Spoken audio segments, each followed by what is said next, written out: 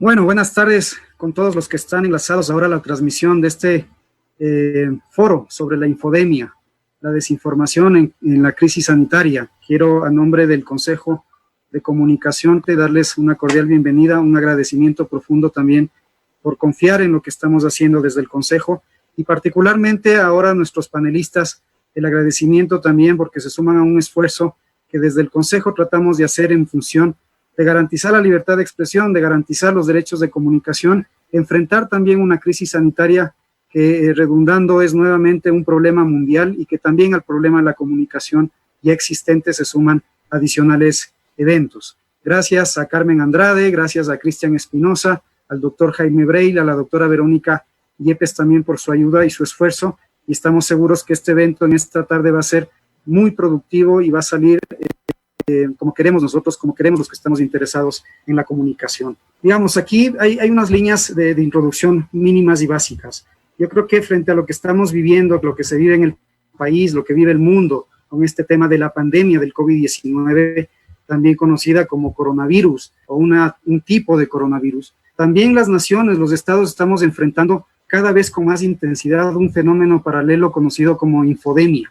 Este término que fue acuñado por la Organización Mundial de la Salud, que cada vez se lo viene utilizando más, se la puede definir como una sobreabundancia de información falsa y una rápida propagación en las sociedades, es decir, una epidemia de la desinformación que va de la mano con la epidemia sanitaria. La desinformación que estamos abocados y visto todos los días, todo lo que pasa en los medios de comunicación alternativos y en las redes sociales, y su difusión en cuanto a estas noticias falsas son igual de peligrosas que el mismo virus y fomentan problemas mayores como el odio, la discriminación y el miedo.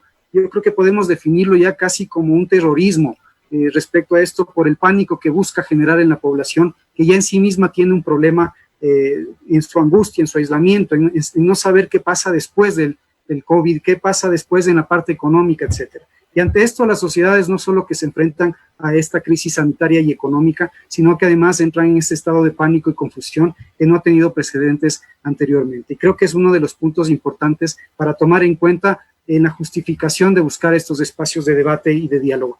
La información falsa se ha difundido en su mayoría a través de plataformas digitales. Ese instrumento tecnológico que cada vez se hace más parte de la vida diaria de todos nosotros, ese instrumento que busca ya también formar parte de todo lo que hacemos en el día a día, y en estas redes sociales que ya son un instrumento alternativo para buscar información. Estas herramientas en la actualidad al alcance de millones de personas, como digo, y además en manos de todas las personas y a todas de edades distintas, tienen una exposición mayor estas personas que constantemente reciben información equivocada, incluso maliciosa, buscando hacer daño, buscando intereses protervos atrás de esta difusión. En medio de emergencia sanitaria, la información pertinente y responsable es un asunto casi sin tratar en el extremo de exagerar de vida o muerte. La información es un activo importantísimo y frente a esto la desinformación mina esa credibilidad en la ciudadanía y en la sociedad. El Consejo de Comunicación, como un organismo que está atrás de garantizar la libertad de expresión con responsabilidad, de promover los derechos a la comunicación, que en definitiva son derechos de la ciudadanía, a través de los medios de comunicación, a través de todos los que hacemos parte de esta comunicación, y ciertamente también en la academia, en la universidad, es importante resaltar eso, y busca el Consejo entonces combatir esta guerra de desinformación que deforma y manipula la opinión pública, tal como lo establece la legislación en el artículo 22 de nuestra Ley Orgánica de Comunicación sobre el derecho a recibir información de calidad.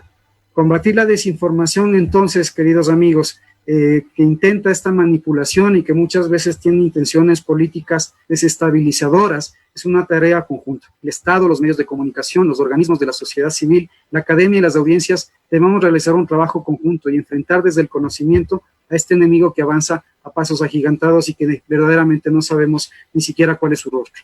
En nuestra obligación urgente está el evitar el uso de términos fatalistas, sensacionalistas, deshumanizantes o que inciten a la confusión y a la discriminación. Pero aún si la salud está en juego, esta promoción de medicamentos o productos no autorizados, plantas, mezclas de alimentos, noticias falsas, esquemas de fatalidad frente a los decesos por el virus, no hacen sino formar parte de esta desinformación y este verdadero esquema de problemas de que estamos enfrentando también dentro de la comunicación.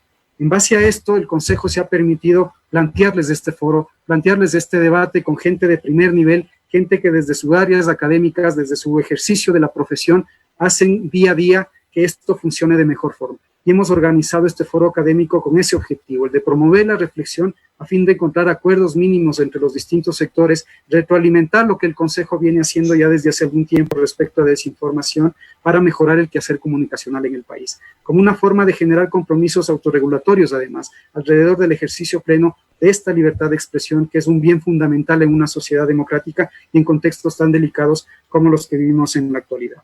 Con esta pequeña introducción, con esta línea inicial, quisiera dar paso entonces inmediatamente a las exposiciones, a las ponencias de nuestros amigos que comparten ahora este espacio. Y en primer lugar entonces está el doctor Jaime Breil.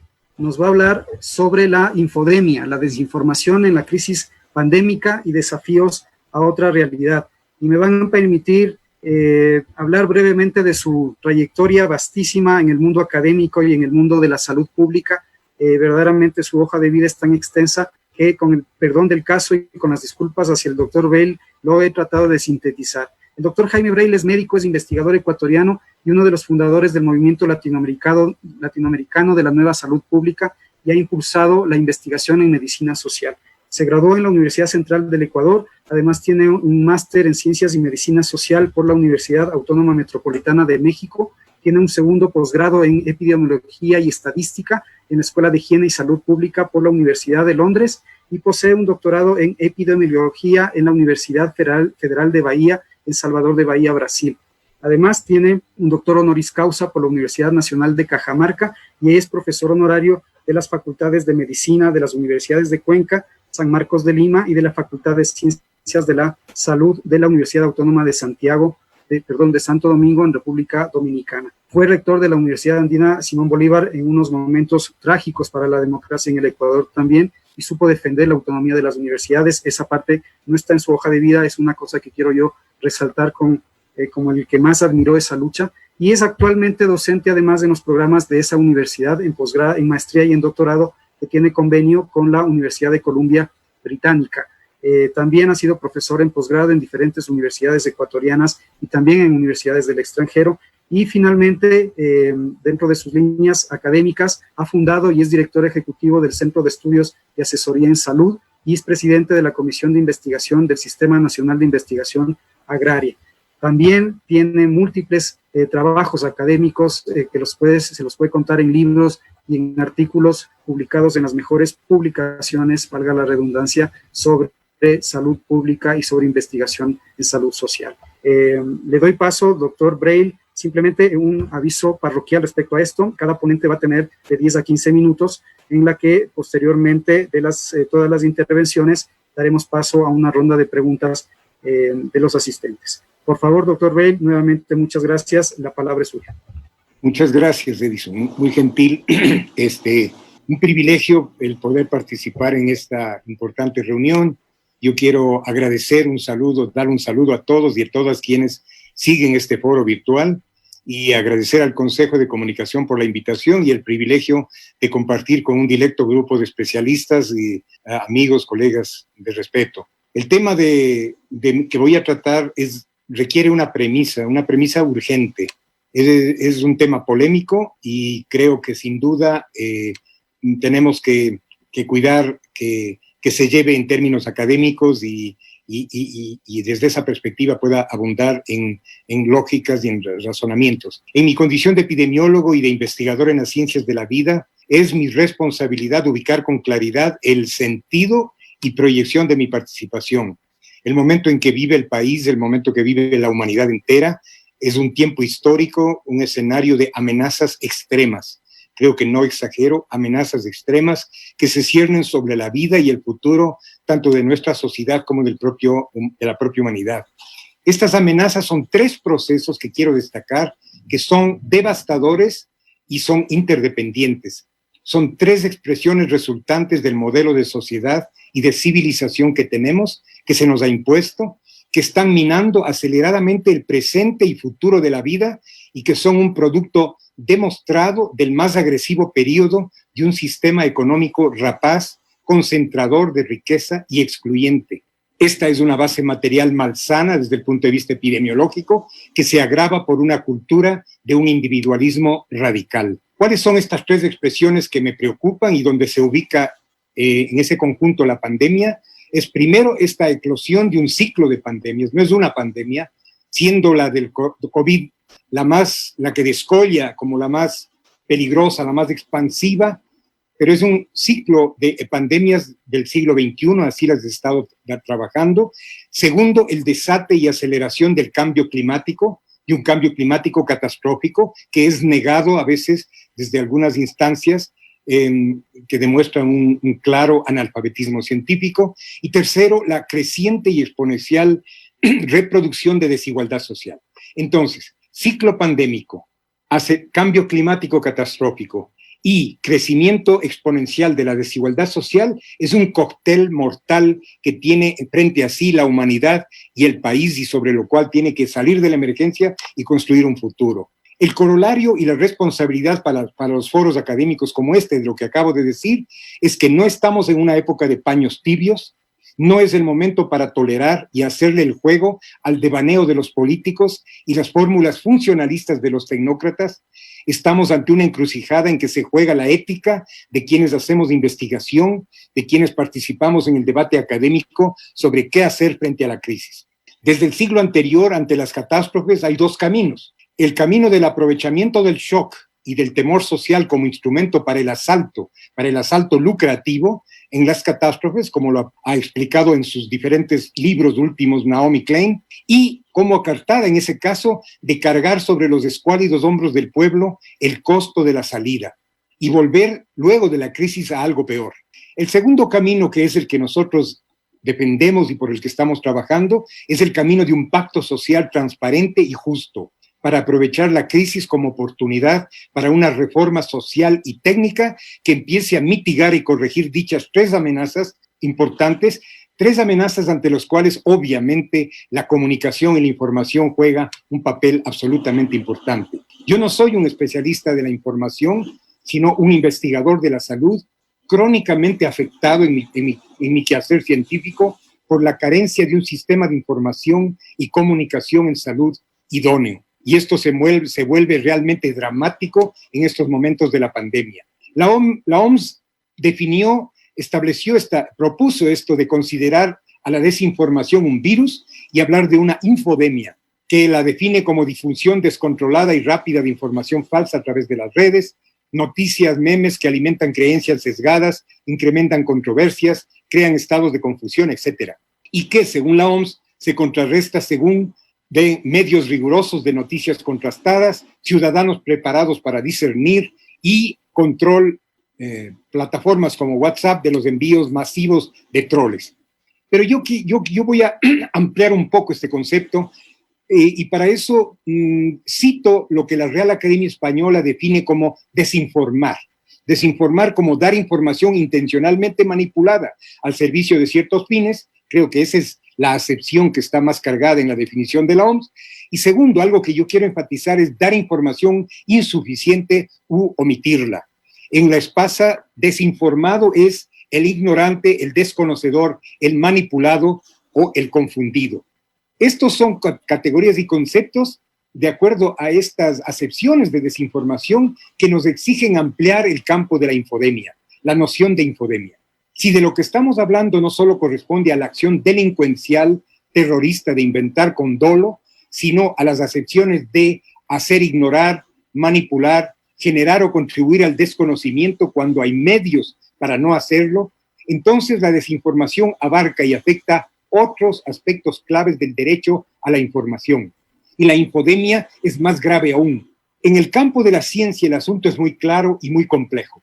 Los científicos requerimos información veraz, contrastada, con criterio integral, no unilateral, es decir, completa, no maquillada, oportuna, no diferida y contrastada con rigor bajo el principio de realidad, que solo es posible aplicarlo integrando todos los intereses colectivos, jamás aplicando solamente la visión, la perspectiva de un solo sector en medio del ajedrez social y de las contrastes y incluso las tensiones sociales que existen en un país de desigualdad o en sociedades de desigualdad.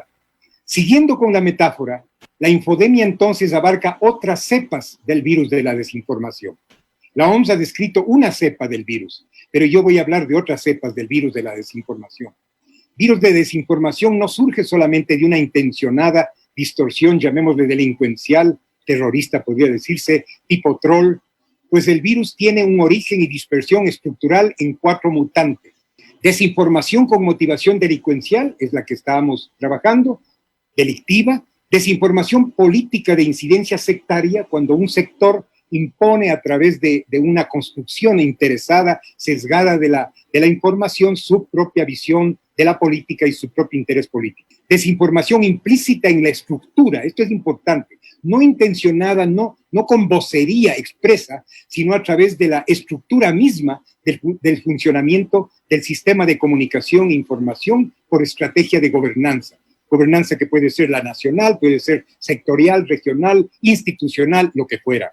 Y desinformación técnica que se produce por las carencias, limitaciones y restricción de cobertura del sistema de información epidemiológica, que es el campo que a mí específicamente me preocupa en mi trabajo de investigación. Entonces, utilizando la metáfora del iceberg, por encima de la cota del agua, del nivel del agua, estaría la parte visible del iceberg, el pico del iceberg, que es en el campo de la información, el campo para el amarillismo noticioso y la desinformación científica. Y debajo del iceberg estaría el contexto explicativo de los hechos, los fundamentos para poder contrastar qué es lo que sería el proceso de determinación de la comunicación y de la construcción del contraste que hacemos para juzgar la veracidad de lo que estamos informando y el contenido de lo que estamos informando.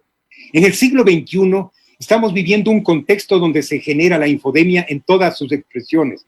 Todos estos virus de la infodemia están activos. Bolívar Echeverría, uno de los mayores filósofos latinoamericanos, compatriota, a quien tuve la suerte de tener como un directo amigo y un respetado maestro, al definir la crisis civilizatoria actual, señalaba que vivimos una era de incompatibilidad de la civilización actual con sus modos de ser y rabioso individualismo en esta civilización, incompatibilidad con la vida y con el bien común. Imagínense ustedes cómo construir una política de salud, una política del buen vivir, una política del bienestar y la bonanza en una sociedad que no está construida para la vida y el bien común. Entonces ese tipo de sociedad es aquella en la cual tenemos que debatir la desinformación y la reforma comunicativa.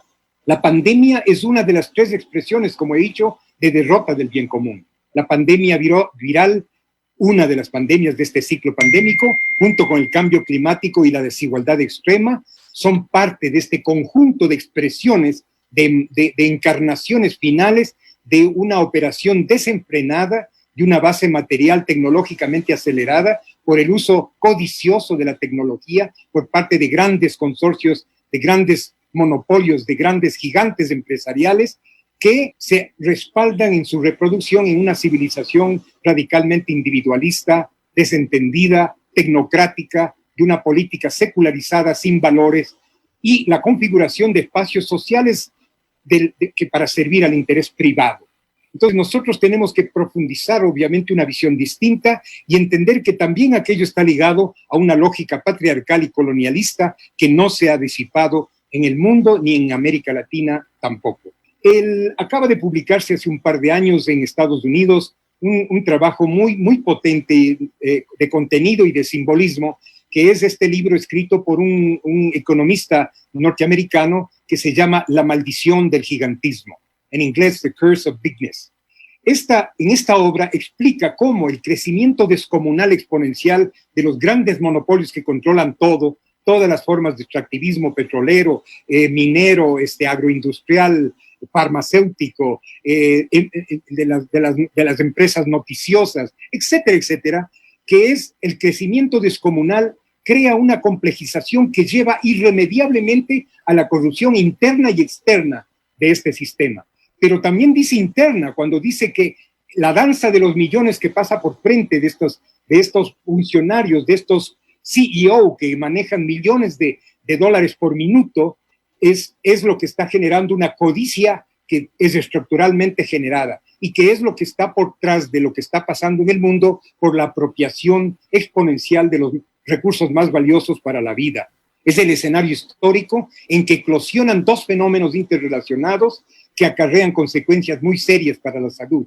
Primero, el deterioro del ethos de la política, el mundo de las fake news, que es diverso y que también se opera en la ciencia y aún en revistas supuestamente prestigiosas del mainstream, y la desinformación científico-técnica.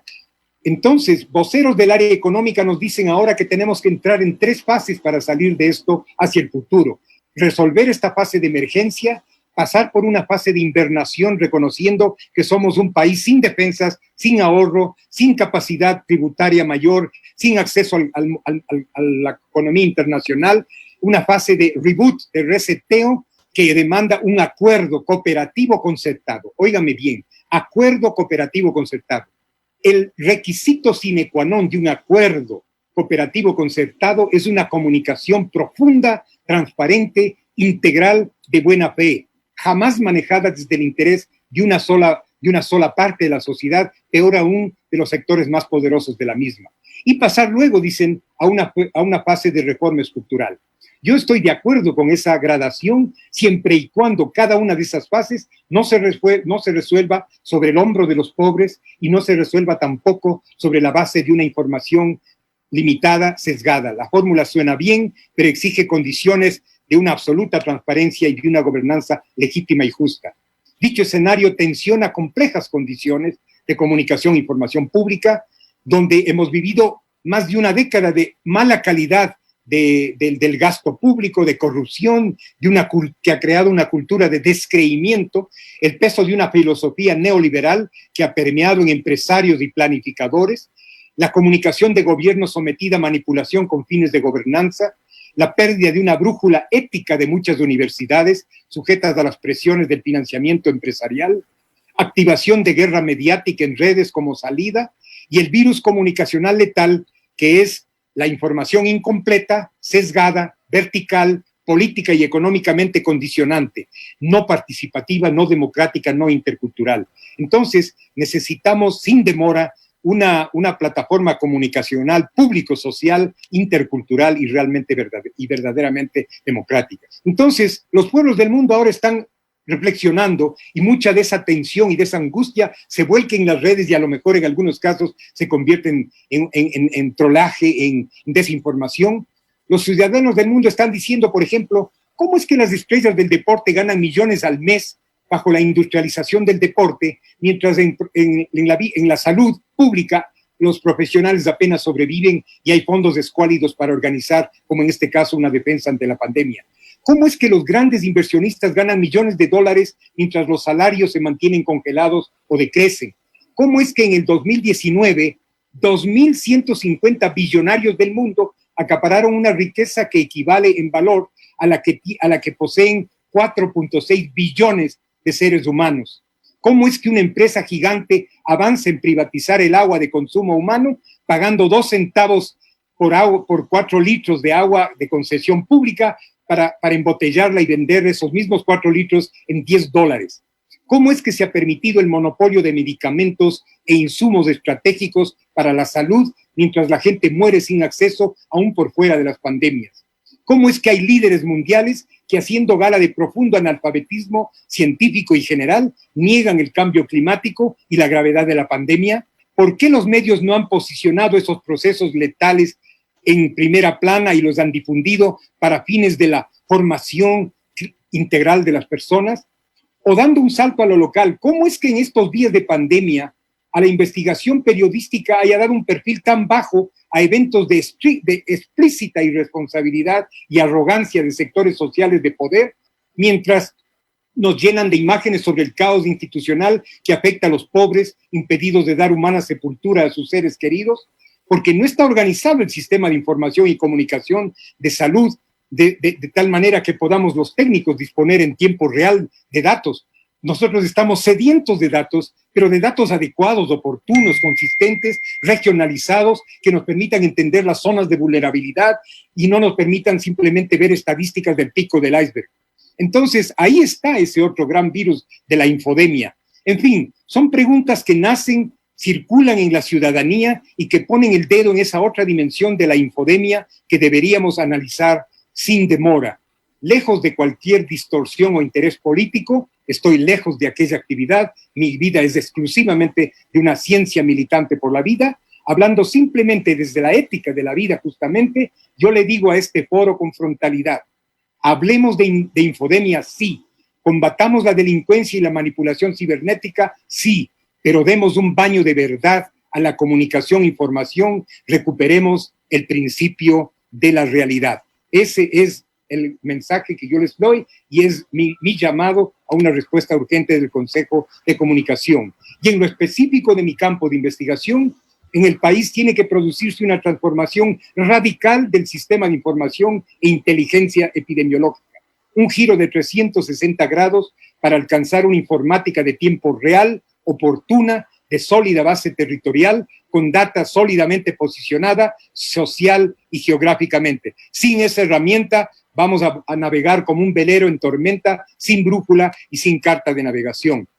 Necesitamos una profunda reforma que no tengo tiempo de tratar, una reforma, cambiar lo que se llama la vigilancia epidemiológica vertical, centralizada, burocrática, por una vigilancia transparente, asentada en un convenio con la comunidad académica, con las propias comunidades de afectados, con un sentido democrático de la construcción de la inteligencia y con una visión integral de lo que es el problema de la salud. La pandemia ha desnudado los mitos del progreso. Un minuto, doctor Braille. ¿Cuánto tengo? Un minuto más, por favor. Perfecto, está muy bien, está planificado así. La pandemia ha desnudado los mitos del progreso neoliberal. Ha desbancado el mito de una supuesta pujanza y fortaleza de ciertas ciudades, donde se nos vendió la imagen de que son ciudades del siglo XXI, maravillosas, del progreso humano ilimitado, de la belleza, etcétera, etcétera. Y en pandemia ha puesto al desnudo no solamente que esa fachada era falsa, sino que hay una profunda realidad de desigualdad y de vulnerabilidad real. Ha desnudado también la pandemia el sentido profundo y el callejón sin salida de las migraciones campo-ciudad. Ha desmoronado el mito neoliberal de que la privatización de la salud es el camino único. Ha puesto al rojo vivo las lacras de nuestra sociedad.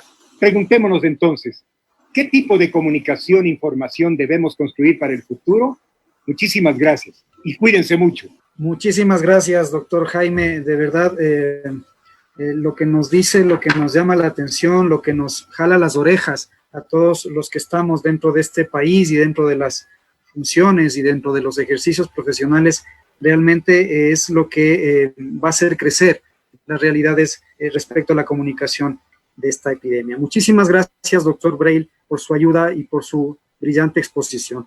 A continuación, doy paso a la doctora Verónica Yepes para que nos hable sobre el impacto de la desinformación y la mala información en la sociedad.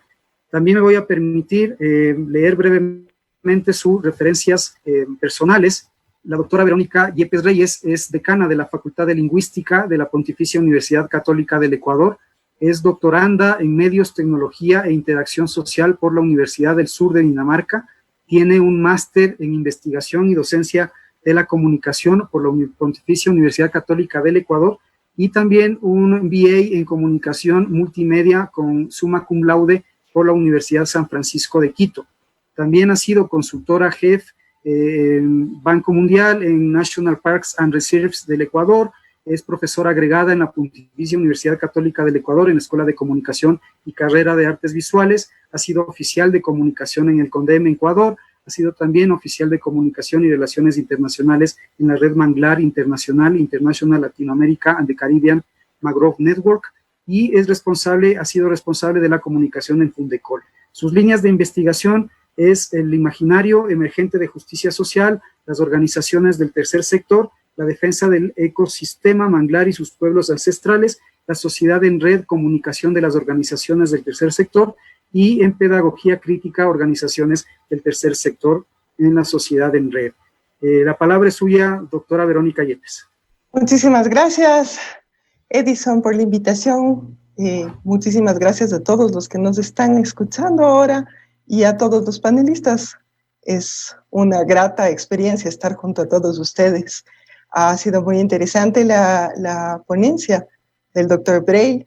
Y dentro de la ponencia del doctor Breil nos instaba a que recuperemos el principio de la realidad. Y yo voy a dar un paso atrás a lo que había hecho el doctor Breil para contarles o para hablar sobre cuáles son esos impactos que se da en la sociedad,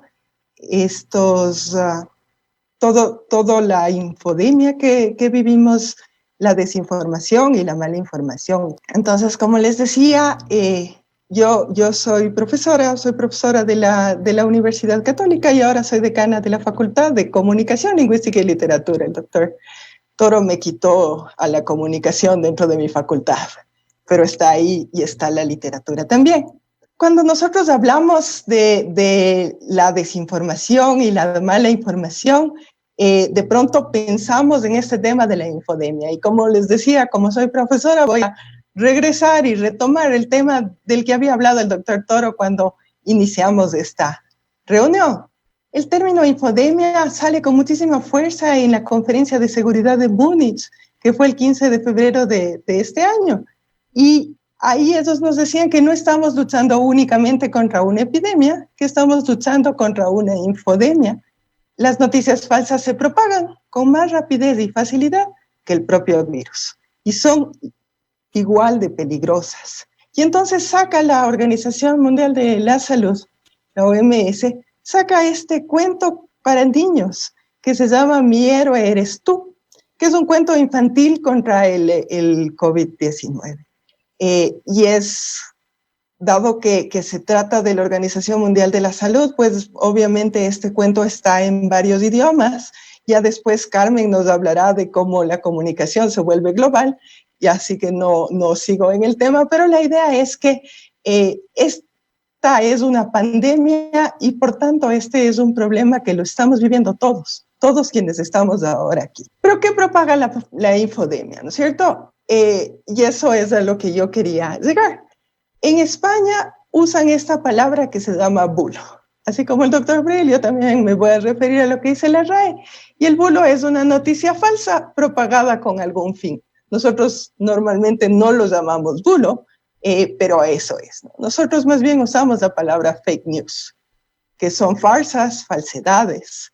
Y lo que dice la literatura cuando se busca acerca de las fake news es que anteriormente se aplicaba este término de noticias falsas a contenidos como parodias, sátiras políticas y a la propaganda. Incluso la palabra fake news en el español se adopta hoy porque se refiere enteramente a estas historias falsas que se propagan a través de las redes sociales. Y para dar cuenta de todas estas historias que están pasando todo el tiempo y a las que todos tenemos acceso, hay un montón de sitios, muchos medios que están generando páginas en donde recopilan todas estas historias falsas, ¿no? Y se dedican a desmentir las historias. Y entonces uno puede buscar en varios sitios donde se desmienten estas historias. Por ejemplo, este es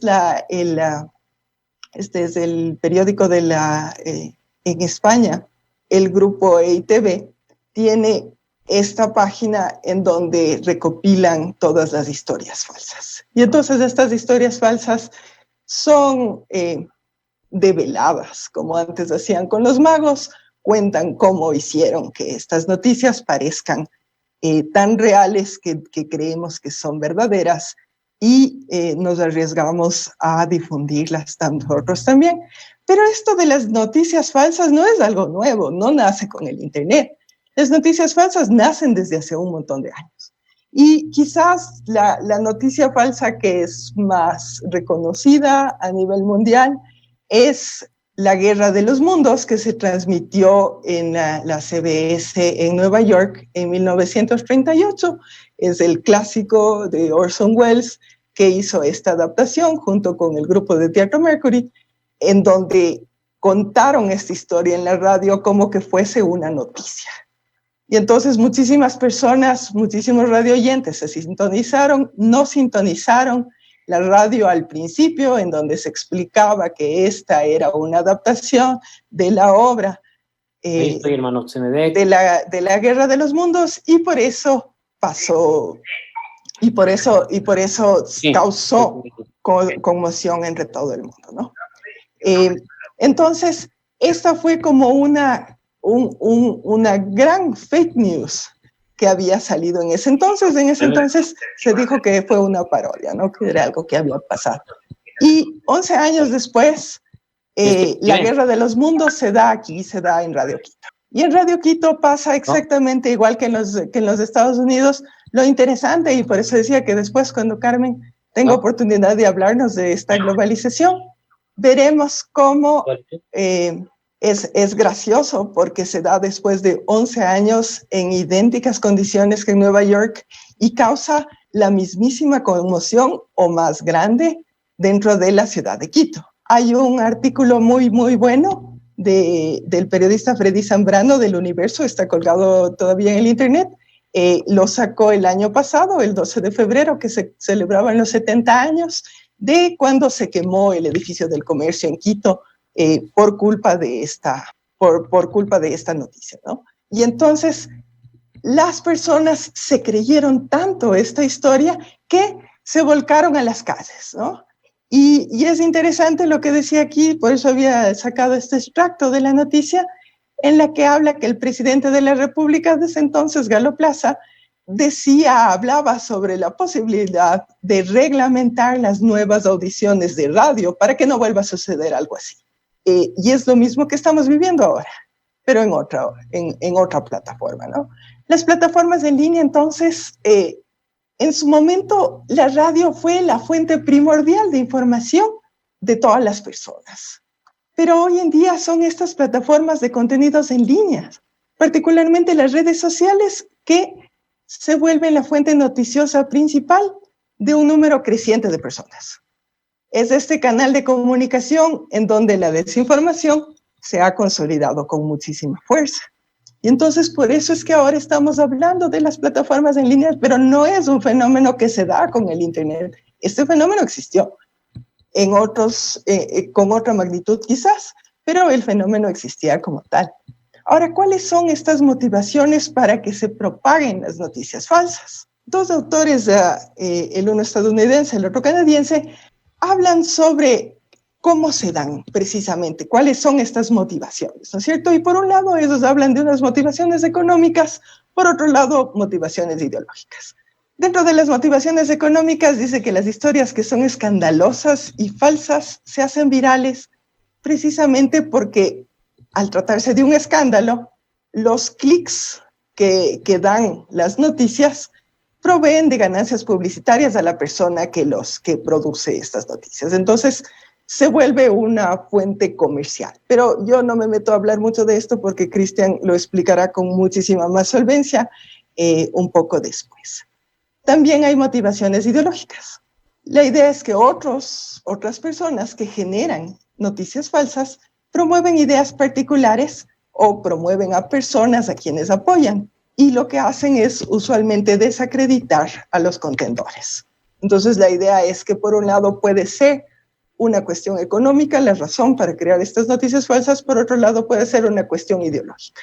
Yo le sigo a alguien o yo quiero promover una idea y busco estas maneras de promover esta idea y las hago virales, hago que todo el mundo hable de ellas. Ahora es súper importante el valor que tiene la imagen. A diferencia de la radio, la imagen y los medios visuales son ahora un elemento clave para transmitir información, pero también para provocar emociones. Entonces creo que ese es un punto importante de tomar en cuenta, porque las imágenes provocan emociones. Nosotros estamos adaptados a ver con rapidez y procesar imágenes. Ahora, las imágenes se prestan a tener varias lecturas, no así el texto escrito. El texto escrito nos puede centrar en lo que queremos ver. Las imágenes no necesariamente captan la información, o no todos captamos la información de la misma manera en una imagen, pero las imágenes provocan y han provocado muchísimas emociones. Cuando empezó instalarse las cuarentenas en los diferentes países, aparecieron toda esta serie de imágenes del regreso de los animales silvestres a las ciudades. Y una de las más clásicas fue esta, la de los delfines en Venecia. El regreso de los delfines en Venecia, que es un montaje que no es real. Sin embargo, el rato que veíamos las imágenes, espero que no estén conectados aquí mis tías, pero yo sí escuché el comentario de ¡ay, qué lindo cómo han regresado los delfines a Venecia! Entonces, sí nos causan esas emociones y por eso compartimos. Nos parece súper interesante y no pensamos mucho. Rápido compartimos, ¿no? No pensamos, simplemente lo hacemos. Vemos la imagen, nos provoca una emoción, la compartimos. Y entonces viene este problema. Antes hablábamos de que ver para creer, ¿no? Entonces, cuando queríamos constatar algo era ver para creer. Pero no estamos tan seguros que ahora funciona también. Tenemos por una parte los memes, que son imágenes o videos que muestran una perspectiva cómica, divertida o burlesca de algo. Hace muy poco se propagó esta que se llama la Corona Lisa, que es la Mona Lisa puesta a una máscara. Estos memes los vemos todo el tiempo en redes sociales, de todo tipo. Hay unos graciosos, hay unos burlescos, hay unas sátiras que no son graciosas tampoco, que alguien quizás sí le encuentre la gracia, pero están ahí. Y hay toda esta producción nueva que le llaman deepfake, que es una farsa profunda, ¿no? Y se trata de videos que están truqueados mediante programas informáticos que lo que hacen es suplantar identidades que a todas luces parecen reales. Entonces, tienes un programa informático que le hace hablar a una persona y decir lo que quieres decir, como transmitir un mensaje que ni siquiera sabe el dueño de la imagen que la está diciendo, ¿no? Pero están tan bien hechas que con mucha dificultad logras saber que no era real. Y con las fotografías pasa lo mismo. Cada vez los programas son mucho mejor diseñados de tal manera que es difícil darte cuenta del cambio que han hecho sobre una imagen original. ¿Cuáles son estas creencias públicas sobre la falsedad en las noticias? Y eso creo que es interesante saber. Por una parte, ¿cuándo se generan las noticias falsas? Las noticias falsas, dicen algunos autores que han tratado este tema, se generan las noticias falsas cuando hay una discusión de noticias controversiales. La noticia es controversial y entonces empiezan a generarse otras ideas alrededor de esa misma noticia y Tienes 3 minutos, Vero, perdón. Llegan a generarse estas noticias falsas. También por el uso de las redes sociales con fines políticos. Ahí llegan a generarse este tipo de noticias falsas, la exposición a información que contradice las creencias personales. Y esa es una parte interesante, que cuando nosotros recibimos información con la que no estamos de acuerdo, entonces empezamos a buscar otra información que sí se adecue a lo que nosotros creemos. Las democracias dicen que pueden tolerar los públicos que a menudo no están informados y que muestran desinterés sobre muchas cuestiones. También toleran cierto grado de desconfianza en las instituciones y cierta desconfianza en los medios de comunicación. Entonces, hasta ese punto, la incredulidad en la información es tolerable. Se vuelve demasiado cuando todas estas noticias abundan como nos pasa ahora. La desinformación se da en esta inconmensurable cantidad de información. Y lo que hacemos es que tendemos a buscar información en nuestro entorno que confirme lo que creemos, en lugar de investigar acerca de lo que no creemos. La desinformación es la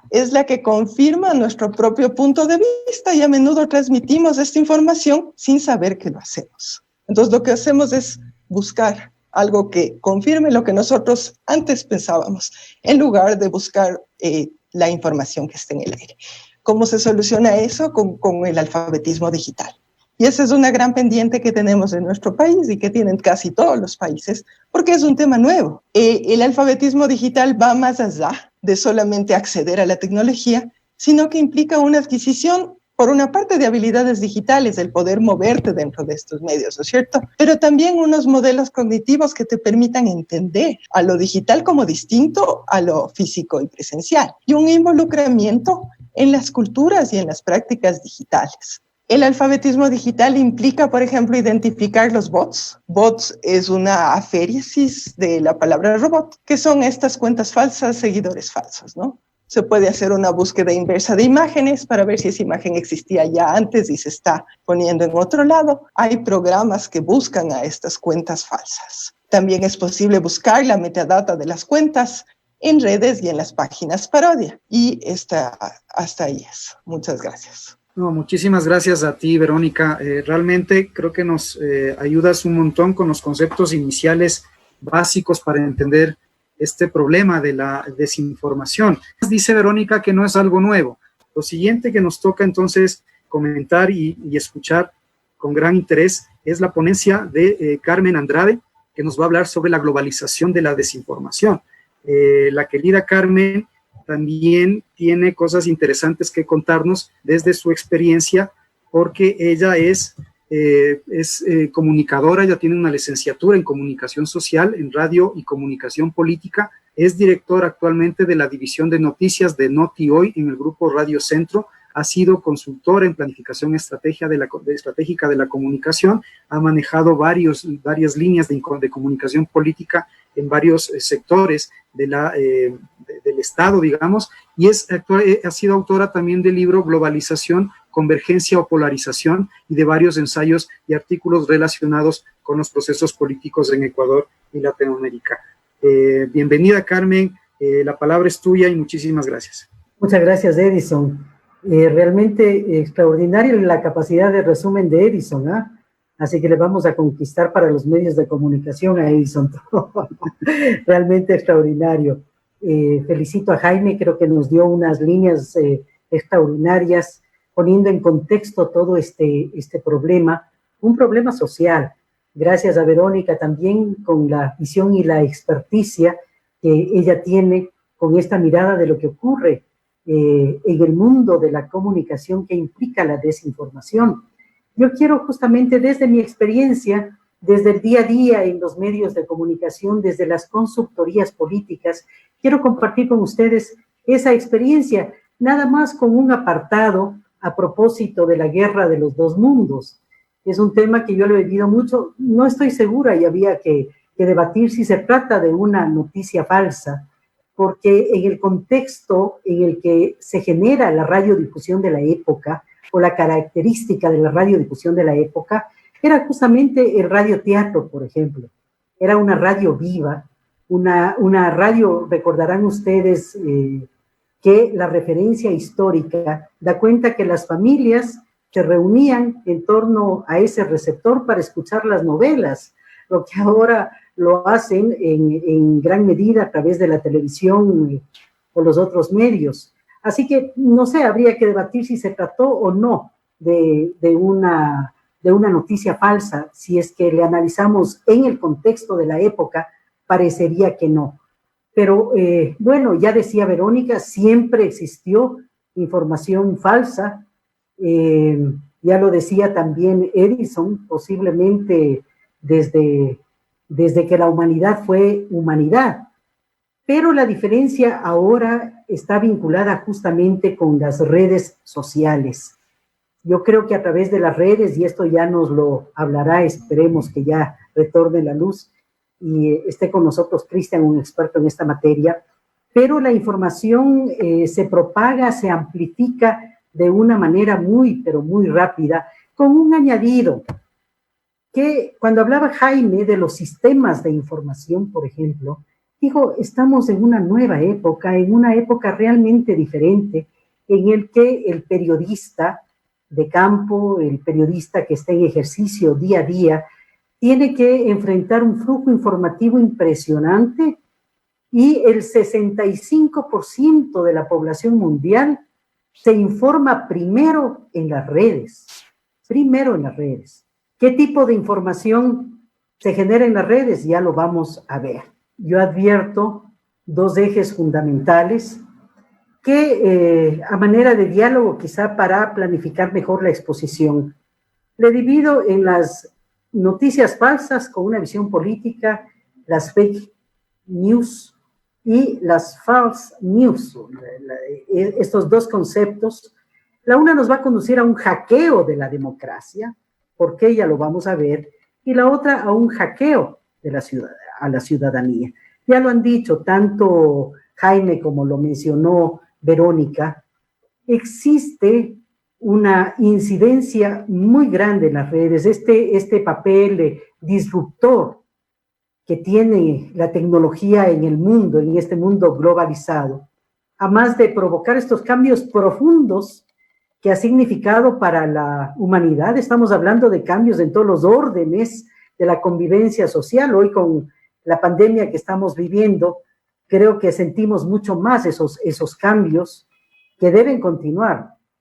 Vamos a retornar posiblemente a una relativa normalidad, nunca volveremos a ser los mismos y toda esta tecnología cobra mucha más fuerza que la que ya tiene. Pero decía, estas plataformas digitales tan importantes que tanto nos han facilitado en muchas cosas, pero también se han tornado en instrumentos muy llamativos, en instrumentos para que varios gobiernos, partidos políticos, diversas organizaciones, incluso artistas, los utilicen para hackear muchas cosas. En el caso, para lo que a mí me preocupa en grado superlativo, es este hackeo a la democracia. Estamos hablando que la democracia es el pleno ejercicio de los pueblos y es el eje fundamental de los desarrollos. Y si decimos que se hackea la democracia, estamos hackeando el futuro de los países. ¿Por qué? Lamentablemente, varios países han sucumbido a las viejas prácticas del poder que se han dado siempre y que ahora se reeditan, pero de una manera más sofisticada, de una manera más violenta, con un alto nivel de impacto en las diferentes sociedades. Las redes sociales han sido potenciadas por estos grupos de poder y son la herramienta fundamental del siglo XXI. Los informes que existen en la actualidad nos alertan, nos dicen que los movimientos políticos y otras organizaciones están recurriendo a estas plataformas virtuales para influir en los flujos de información, para influir en los canales de comunicación con un objetivo básico, que es el de moldear, el de deformar la opinión pública. Existe un par de estudios muy interesantes de dos académicos brillantes de la Universidad de Oxford. Ellos los publicaron en el año 2017 y en el año 2019. Allí identifican ellos cómo opera este colectivo, así le llamemos, en el contexto de un interés de los grupos de poder a los que se refería Jaime, para apropiarse de la mente de los ciudadanos de una manera violenta. Vean ustedes cómo ingentes sumas de dinero se invierten en estos flujos de la información y en la práctica, desde mi práctica en el ámbito de la comunicación política, de la comunicación estratégica, lo que me preocupa es que en muchos de los casos podemos observar que esta toma de las redes sociales es fundamental en la estrategia política. Me refiero desde la visión de las noticias falsas, ¿no? Yo ataco a mi adversario propagando rumores a través de las redes, propagando información falsa, son millones de cuentas falsas que existen en el mundo. Ahí vemos, como en la historia reciente, por ejemplo, el caso de Estados Unidos en las elecciones del año 2016 con Hillary Clinton. Podemos ver lo que pasó en Europa, por ejemplo, también es otro de los casos, con el Brexit, en este cambio, cómo fue la información. Ahora basta poner noticias falsas a propósito del coronavirus y ya vamos a ver más adelante cómo esto afecta y pone en peligro la propia vida de los ciudadanos. Esta es una práctica que cada vez se está consolidando en nuestra sociedad y que enfrenta una situación realmente crítica y es esto emerge ya desde la mirada de la educación. Yo creo que difícilmente podemos simplemente desde la mirada de la comunicación en la práctica diaria, es decir, de la comunicación en ejercicio de medios, podemos, no sé si combatir es el término, pero transformar esa esencia, porque el flujo que se nos viene, ya nos lo dirá Cristian, es impresionante, y si el 65% de la población mundial se informa primero en redes, esto hace que influya tanto en la naturaleza de la persona que mira, muchas veces sin una formación que va incidiendo mucho más en ese juicio crítico, en ese pensamiento crítico que debería gestarse. Otro de los peligros o cuáles son los impactos que tiene, antes de ello paso entonces, tenemos el hackeo a la democracia, y ya vamos a profundizar el por qué y qué pasa con ese ciudadano, y es una operación política, hemos dicho, tiene una finalidad de hacer daño, es decir, de manipular la conciencia, de obtener réditos y adhesiones a través de estas prácticas. Ese es el propósito fundamental. Lo hemos visto en Argentina, lo hemos visto en Bolivia, hemos visto en los procesos electorales de Brasil, lo hemos visto en nuestro país. Creo que nuestro país es un laboratorio de análisis profundo en el que encontraremos muchos casos en torno a esto. Y el otro tipo de información que refería hace un momento es el relacionado con el hackeo al ciudadano, porque hay noticias que no tienen este trasfondo político, pero sí se enmarcan en una suerte de estereotipo que acude o apela a los saberes ciudadanos, a nuestra idiosincrasia, para deformar finalmente y entrar, posicionar una idea, vender un producto, en fin. Aquí, centrándome en el tema de la democracia. Lamentablemente, la calidad de la democracia está en peligro. Creo que esto lo venimos viviendo en nuestro país. Es más dramático. En cada periodo electoral, los ecuatorianos hacemos una mea culpa y decimos, nos equivocamos. Es que no. O sigo votando por quien me ofrece. El clientelismo y el populismo son los elementos fundamentales para la decisión del ciudadano, acompañado y profundizado esto por las redes, unas redes que políticamente polarizan a la ciudadanía, dividen en lugar de fomentar espacios como estos de debate, de análisis.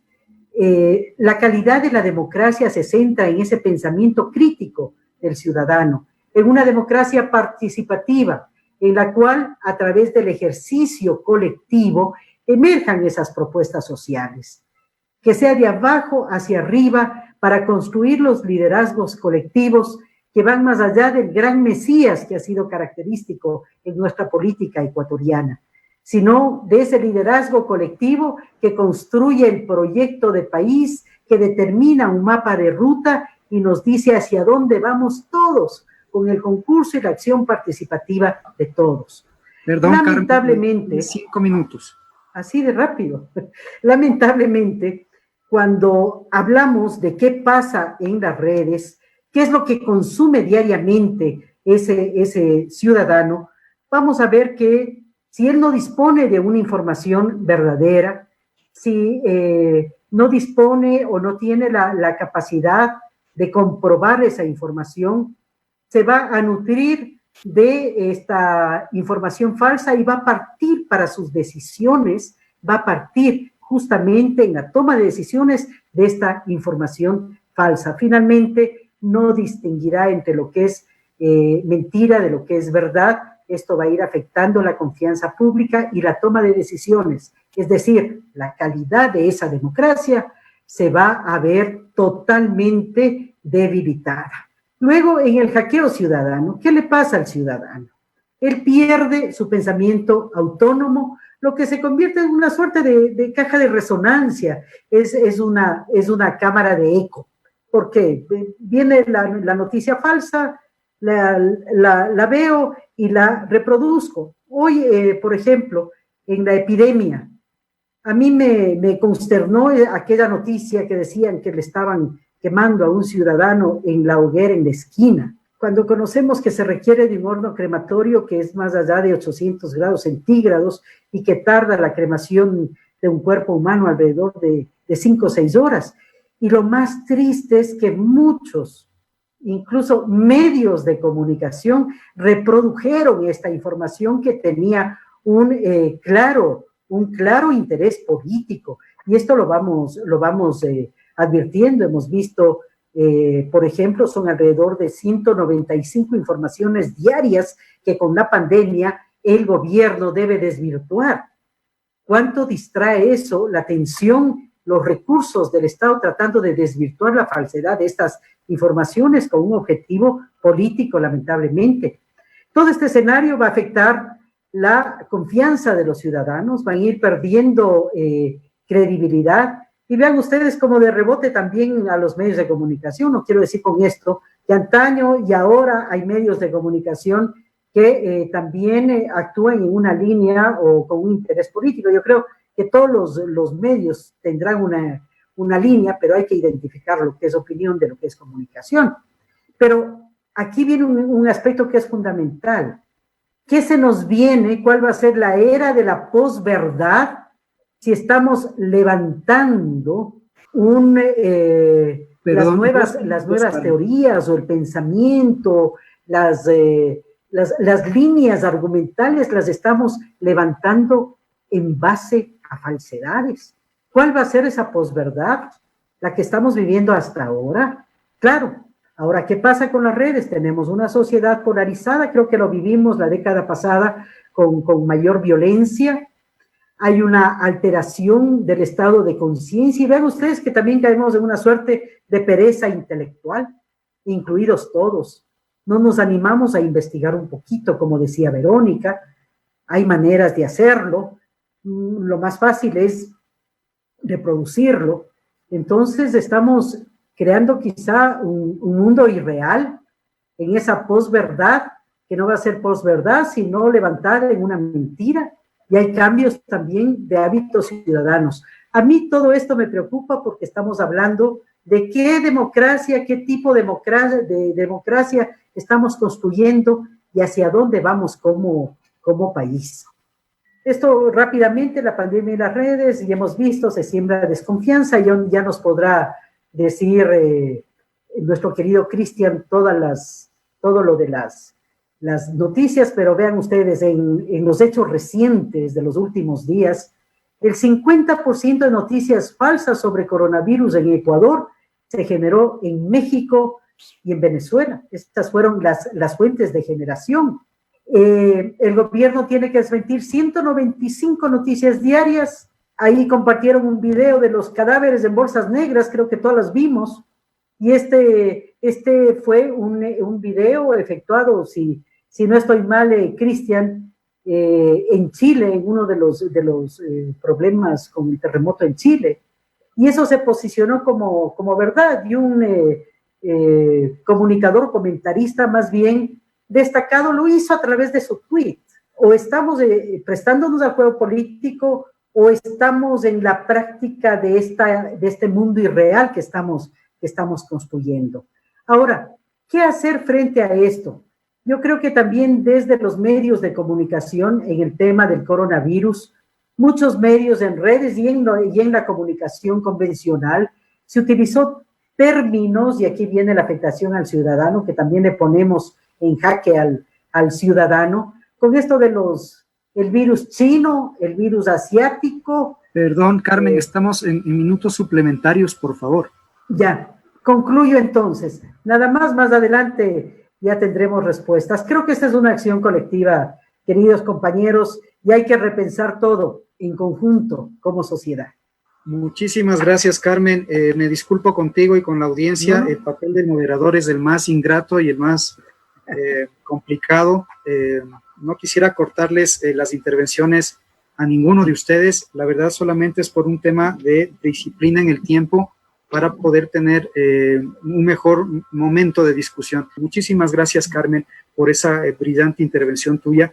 Quiero dar paso a la intervención de Cristian Espinosa, Él nos va a hablar sobre 6 claves y tipos de fake news con referencia especial al COVID-19 en la que debes dejar de caer. Es decir, él como experto en temas tecnológicos y en redes de periodismo digital nos va a hacer una explicación muy clara respecto a lo que vamos a entender como fake news en el contexto actual. Cristian, me voy a permitir también, con la dispensa de él, hacer un resumen de su también importante hoja de vida. Él es docente y profesional ecuatoriano, es máster en nuevas tecnologías para la educación y se ha especializado en comunicación online, relaciones públicas 2.0, periodismo digital y social media. Durante más de 20 años se ha desempeñado además como profesor universitario en toda la región, en Ecuador, Perú, Chile, Paraguay, Guatemala, México, Argentina. Ha formado parte de importantes instituciones de educación superior como la Universidad del Rosario en Argentina, la Universidad San Martín de Porres del Perú, la Fundación Nuevo Periodismo Iberoamericano en Colombia. También ha formado parte de CIESPAL, de la Universidad de las Américas, de la Universidad San Francisco de Quito, entre muchas otras. Forma parte de personal docente de programas de posgrado en máster de comunicación corporativa en la Universidad Central, en el máster de ciencia y tecnología del SPOL en Guayaquil, el máster de comunicación digital de la Universidad Mayor de Chile, así como el posgrado de periodismo digital de la Universidad Monte Ávila de Venezuela. Entre otras cosas, además es capacitador en talleres de instituciones públicas, municipales y medios de comunicación, brindando sobre todo su experticia que es en periodismo digital. Escribe artículos y ha colaborado en varios medios de comunicación social con sus opiniones de corte técnico. Bienvenido, Cristian, la palabra es tuya y compleméntanos esta rica discusión en la que ya estamos casi concluyendo. Muchas gracias. Primero la invitación al consejo y nuevamente el tener también los colegas que han participado, pues igual siempre un honor estar participando con ustedes. Qué pena, me tocó a mí improvisar y de hecho les voy a pedir que quien sabe, ojalá la conexión me ayude. Acá hubo un corte de luz en Quito, del cual salí afectado. Acá todavía no vuelve la luz, yo estoy acá en Tifo y todavía no vuelve la luz, y que he improvisado con la cámara del celular, rogando que la señal no se desconecte y la batería tampoco se cae porque estoy también con un poco de batería, así que la presentación, pues por lo tanto no voy a poderla compartir porque no puedo hacerlo desde una PC. Entonces, lo que voy a hacer es, bueno, aquí la presentación en la tablet y un poco les voy a ir mostrando en la tablet un poco lo que voy a indicar y seguir con el hilo que había preparado, ¿ya? Entonces, mi tema se llama, o mi ponencia, 6 claves para dejar de compartir info falsa. Básicamente lo que yo he hecho es combatir las noticias falsas he hecho feedback, es fue una ONG, una firma que se dedica justamente a verificación de la información. Lo que yo es adaptar a casos ecuatorianos, ¿no? Y el primer caso, bueno, vamos a ver cómo tiene, no, veo que brilla bastante, pero el primer caso se llama contenido inventado, ¿no? Esa es la primera clase de contenido de fake news, ¿no? Es el típico contenido que te mandó un amigo, ¿no? El contenido inventado, que es el número 1, básicamente caben todas esas cadenas falsas que recibimos por WhatsApp y que lamentablemente la gente tiene la costumbre de compartirla en lugar de verificar, ¿no? Recuerdo que una de las primeras fue si ustedes tal vez por lo menos ven algo en la pantalla, era una en azul, era un fondo azul de una persona que en el texto decía que hacer gárgaras de sal te van a curar del coronavirus, ¿no? Y esa era una de las primeras que empezaron a circular, lo que se denomina contenido inventado, ¿no? Han surgido de estas cualquier cantidad de noticias, contenido inventado, que el jengibre te cura también, que si haces gárgaras de jengibre, he visto de vinagre, que he visto de sal, que si haces gárgaras de sal.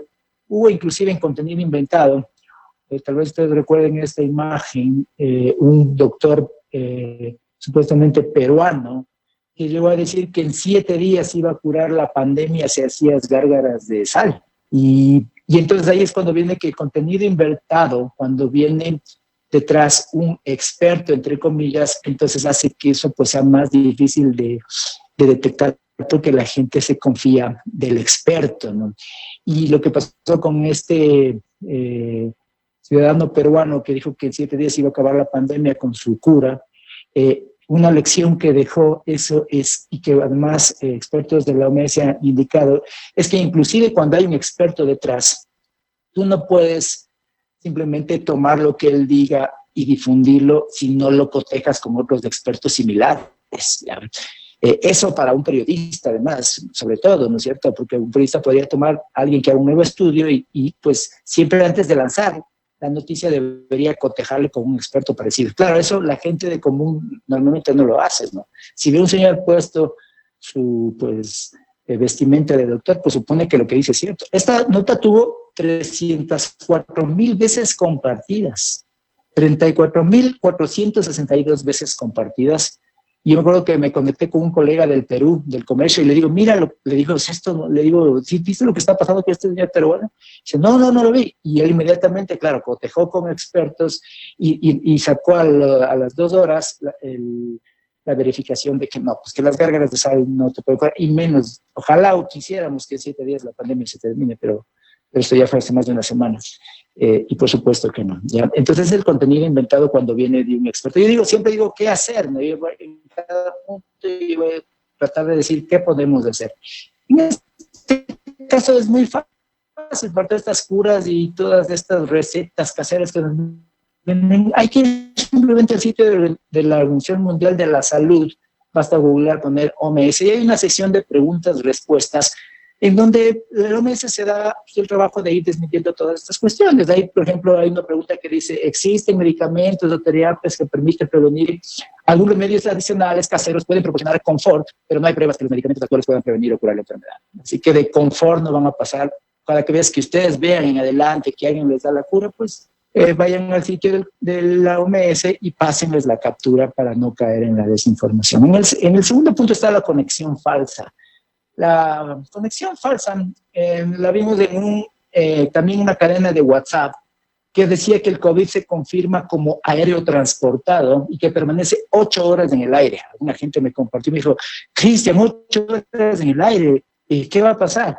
Y claro, era porque al lado de la cadena, debajo de la cadena, había un enlace en azul, tal vez ustedes lo pueden ver, que es el que venía en la cadena, a un estudio nuevo que se hizo, recientemente, que sí hablaba de una actualización de en qué estados el COVID queda en las superficies. Pero claro que si tú dabas clic en el enlace, un poco este tema de la pereza mental, ¿no? De no dar clic en el enlace y leer, te dabas cuenta que nunca decía que 8 horas, por supuesto, y que además que queda en el aire el virus, sino que eso habla de lugares donde hay personas contagiadas. Esta cadena igual circuló por muchas personas y esto es lo que se llama la conexión falsa, ¿no? Lees al principio noticia de última hora, el COVID se confirma y abajo tienes un enlace al estudio. Aquí está el estudio, la gente no da clic en el estudio, pero sí comparte la información como verdadera. Otra conexión falsa es la típica que se da entre cuando una persona habla y al lado hay una frase, ojalá ustedes la puedan alcanzar a ver, me toca improvisar un poquito, pero es cuando tú tienes una frase y al lado aparece una persona. Entonces, ya solo porque el hecho que tú ves una persona habla y está una foto y habla una frase, no significa que esa frase le corresponda a la persona, pues eso se llama conexión falsa, ¿no? De hecho, hay un meme que dice, en el que aparece ahí Lincoln, diciendo, no creas todo lo que leas en internet, solo porque hay una foto con una cita al lado. Dice Lincoln, ¿no? Un poco como para... irónicamente hacer notar que no porque hay una foto al lado de una frase significa que sea cierto, y de esas hay muchísimas, ¿no? Suelen venir además un poco alimentadas con algún loguito ahí encima, ¿no? De algún medio, y entonces con eso pues mucha gente también comparte como que fuera cierta, y esa es la llamada conexión falsa. En el tercer punto tenemos la omisión de contenido, ¿no? Eso ocurrió justo paralelo a esta información del COVID en el aire, cuando el ministro de Salud también afirmó que había habido un nuevo estudio, él justamente citó ese nuevo estudio y dijo que el virus se mantiene en el aire. Yo cuando escuché eso realmente me quedé un poco frío porque yo sabía que ya la OMS había hecho una aclaración de en qué aspectos. Claro, si dice el ministro que el virus permanece en el aire en notición, pues el virus permanece en el aire. Y mucha gente ese día quedó realmente asustada, cuando después al siguiente día que no, que se refería a ambientes hospitalarios permanecen en el aire. Y todos los medios que ya sin cotejar con otros expertos, sin ir a la OMS, porque la OMS ya te lo decía en cuándo, y ahí cayeron algunos medios en los que publicaron esa frase, y aquí tengo, por ejemplo, 6,000 veces compartidas la información de ese día, entre las pocas, entre las que yo alcancé a capturar, ¿no? Y luego, claro, otro experto que decía, en cristianos está en un cuarto donde existe un enfermo tosiendo, respirando, ahí hay la posibilidad de que el virus esté aún en el ambiente, pero no es que el virus permanece en el aire. Pero bueno, esa es la omisión de contenido, ¿no? Donde tú puedes desinformar por omisión. Y por eso es que siempre todos los periodistas, por supuesto, más que la gente también, cuando alguien siempre remitirse a otros expertos para confirmar con esta consideración. Me voy a la siguiente, la cuarta. La cuarta es el contenido impostor, ¿no? Este es un contenido en el cual tú puedes ver diseños perfectos de medios de comunicación. Este es uno en el cual está el logo de la OMS, está el logo de un Ministerio de Salud, está todo.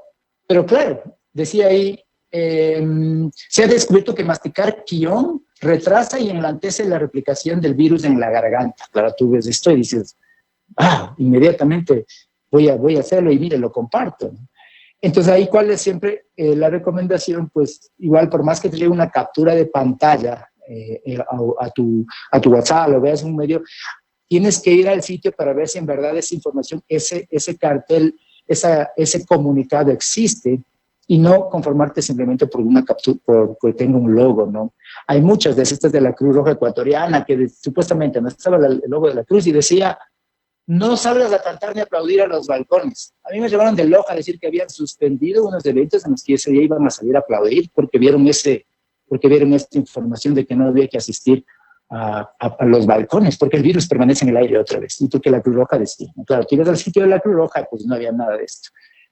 Ese es el punto 5, el contenido impostor, que también puede venir de medios.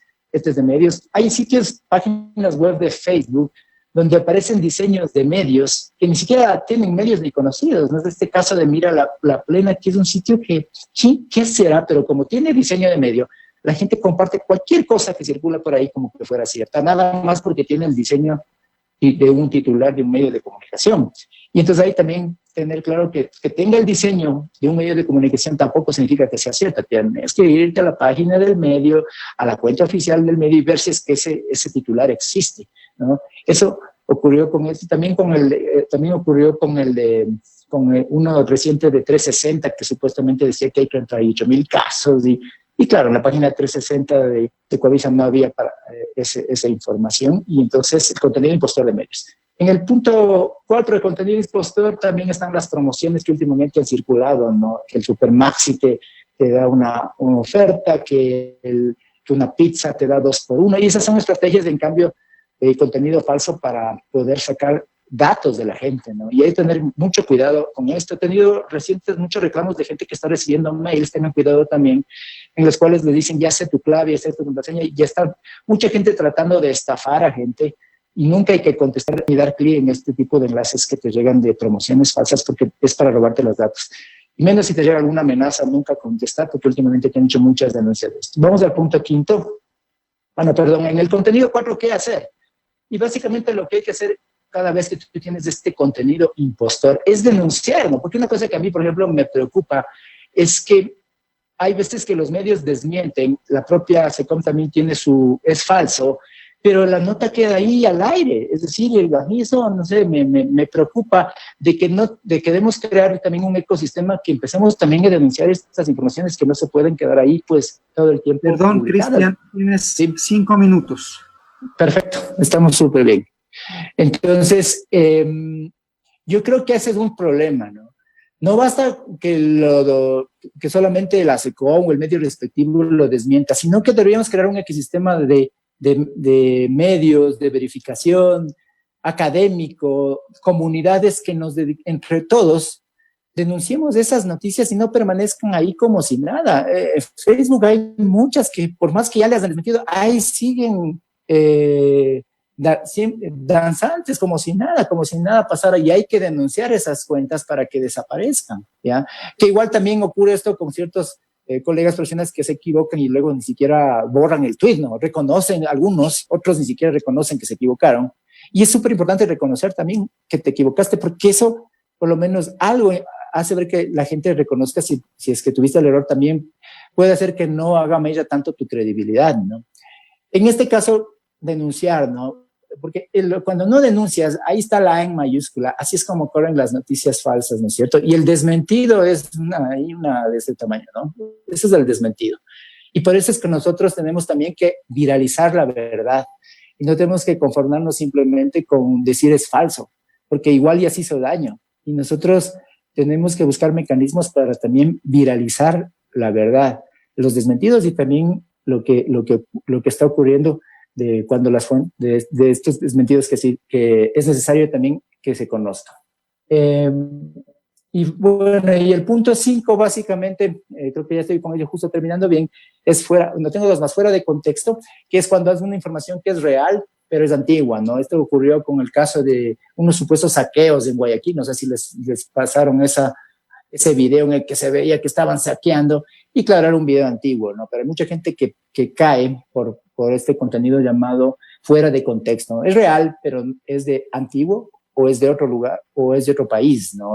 Circuló uno también de unos cuerpos que estaban tirando en el mar, que tampoco era de Ecuador, ¿no?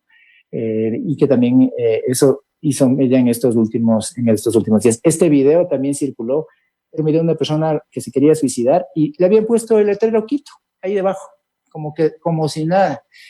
Con el letrero de Quito había mucha gente que estaba asustadísima diciendo, en Quito se están suicidando. Entonces, ¿qué hicimos? Pues buscamos, ahí yo les doy qué es lo que hay que hacer.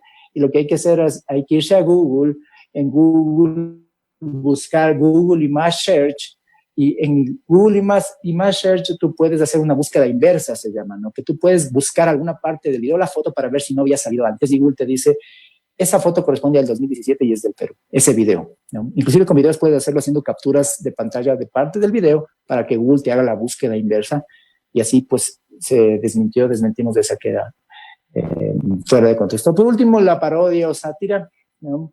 Que también a mí me da un poco de vergüenza ajena cuando veo gente que cae en este tipo de información, ¿no? No sé si alguien lo reconoce, quienes son un poco tecnológicos van a saber de quién hablo, pero claro, como tiene su logo CNN, alguna gente lo compartía inocente, y es un youtuber, ¿no? Es un youtuber, Ironplay, que dice que Raúl Rodolfo, bioquímico, fue el creador del coronavirus, súper compartida porque tenía el logo del CNN, ¿no? Y ese es el contenido parodia que también, inclusive hubo un colega, un amigo ecuatoriano que puso esta, y algunos políticos cayeron, ¿no? Y es un actor porno que se sabe que siempre se habla de él, y hizo el experimento para ver cuántos caían, y algunos conocidos políticos profesionales cayeron diciendo, en el IES, miren lo que está pasando. Y claro, ahí es cuando también el tema de las convicciones te puede traicionar, ¿no? Por tú mucho que odies al gobierno o a los que están en contra del gobierno, tú no puedes compartir información simplemente por eso, ¿ya? Y en esta fue en la que cayeron, ¿no? Igual en la parodia había una reciente también de una de la asamblea, que era del Universo, ¿no? O sea, miren cómo están en la piscina, siguiendo el Zoom desde la piscina, y claro, era el Universo. Y la vergüenza es el nivel de alfabetismo digital de la gente, ¿no? Eso es lo que a mí siempre me recuerda a los casos de parodia.